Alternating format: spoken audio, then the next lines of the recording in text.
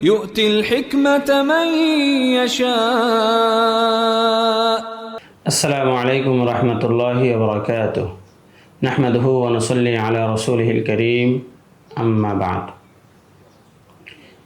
এই দরসে আমরা আলোচনা করব যে ফতোয়া প্রদানের যোগ্যতার জন্য কি জরুরি, ফতোয়া প্রদানের যোগ্যতা কিভাবে আসে।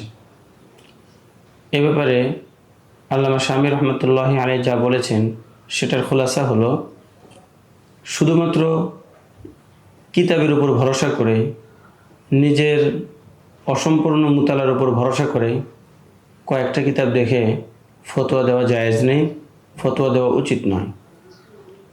বরং ফতোয়া প্রদানের যোগ্যতা সেই ব্যক্তির মধ্যেই আসে যে কোনো নির্ভরযোগ্য মুফতি সাহেবের সান্নিধ্যে দীর্ঘকাল থেকে একদম হাতে কলমে ফতোয়া প্রদান করা শেখে। আর যে ব্যক্তি দুই একটা কিতাব দেখে মোতালা করে নিজেই ফতোয়া দেওয়ার চেষ্টা করে, সে ফতোয়া দেওয়ার যোগ্য না, তার ফতোয়া দেওয়া জায়েজ নেই। বিষয়টা তিনি ইবনে হাজার মাক্কি রহমতুল্লাহ আলাইহি থেকে এভাবে উল্লেখ করেন যে এক ব্যক্তি সম্পর্কে ইবনে হাজার মাক্কিকে জিজ্ঞেস করা হলো যে এক ব্যক্তি নিজে নিজে পড়ে মোতালা করে, তার কোনো ওস্তাদ নেই যে ওস্তাদের কাছ থেকে সে ফতোয়া প্রদান করা ইত্যাদি শিখবে, তাহলে কি তার জন্য ফতোয়া দেওয়া জায়েজ আছে? তখন ইবনে হাজার মাক্কি উত্তর দিলেন, লা ইয়াজুজু লাহুল ইফতাউ বিওয়াজহিন মিনাল ওয়ুজুহ লিআন্নাহু আম্মিয়ুন জাহিলুন। এরকম ব্যক্তির জন্য ফতোয়া দেওয়া কোশ্চেনকালেও জায়েজ নেই, কোনোভাবেই জায়েজ নেই।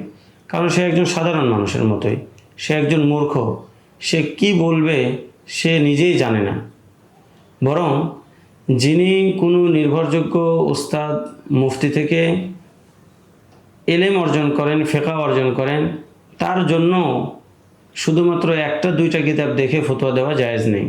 নির্ভরযোগ্য মুফতি সাহেবের কাছ থেকে ফতোয়া প্রদান করা অথবা ফিকহ শিক্ষা করার পরেও অনেকগুলো কিতাব মোতালা করে সত্যতা সঠিকতা যাচাই করে ফতোয়া দেওয়া উচিত। দুই একটা কিতাব দেখে ফতোয়া দেওয়া তো দূরের কথা, ইমাম নওয়াবী রহমতুল্লাহ আলাইহি তো এত দূর পর্যন্ত বলেছেন, ওয়ালা মিন আশারাতিন ফাইনাল আশারাতা ওয়াল আশরিন ক্বাদ ইয়াতামিদুনা কুল্লুহুম আলা মাকালাতিন যায়ীফাতিন ফিল মাযহাব। বরং 10-20টা কিতাব শুধু দেখেও ফতোয়া দেওয়া উচিত না, আরও বেশি দেখা উচিত। কেন?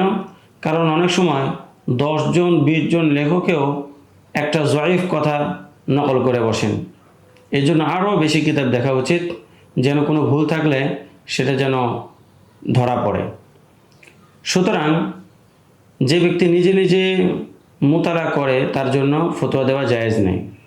পক্ষান্তরে যে ব্যক্তি ফতোয়া প্রদানের প্রতি মাহের হয়ে গেছে, যে ব্যক্তি নির্ভরযোগ্য মুফতিয়ানে কেরাম থেকে ইলমে ফিকহ অর্জন করেছেন এবং ইলমে ফিকহর ব্যাপারে তার একটা বড় যোগ্যতা তৈরি হয়ে গেছে, সে সহিহ কওলকে গায়রে সহিহ কওল থেকে পৃথক করতে পারে এবং একটা মাসলাকে পরিপূর্ণরূপে বোঝার যোগ্যতা যার মধ্যে রয়েছে, সেই ব্যক্তিরই শুধুমাত্র ফতোয়া প্রদানের যোগ্যতা এবং অধিকার রয়েছে। আর যার মাঝে এই যোগ্যতা নেই, সে যদি ফতোয়া প্রদানের জন্য অগ্রসর হয়, তাহলে মানুষের উচিত তাকে ফতোয়া প্রদান থেকে বিরত রাখা, তাকে অনেক সতর্ক করা উচিত যেন এই কাজ থেকে সে বিরত থাকে, কারণ এটা অনেক বড় দুঃসাহসিকতার কাজ।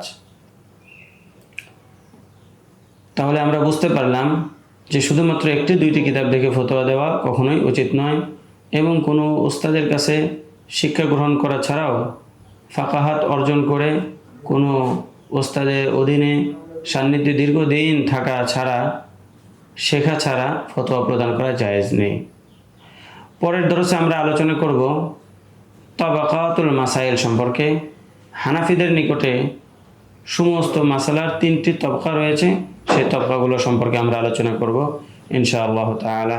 আসসালামু আলাইকুম ওয়া রাহমাতুল্লাহি ওয়া বারাকাতুহু। ومن يؤت الحكمة فقد أوتي خيرا كثيرا وما يذكر إلا أولو الألباب.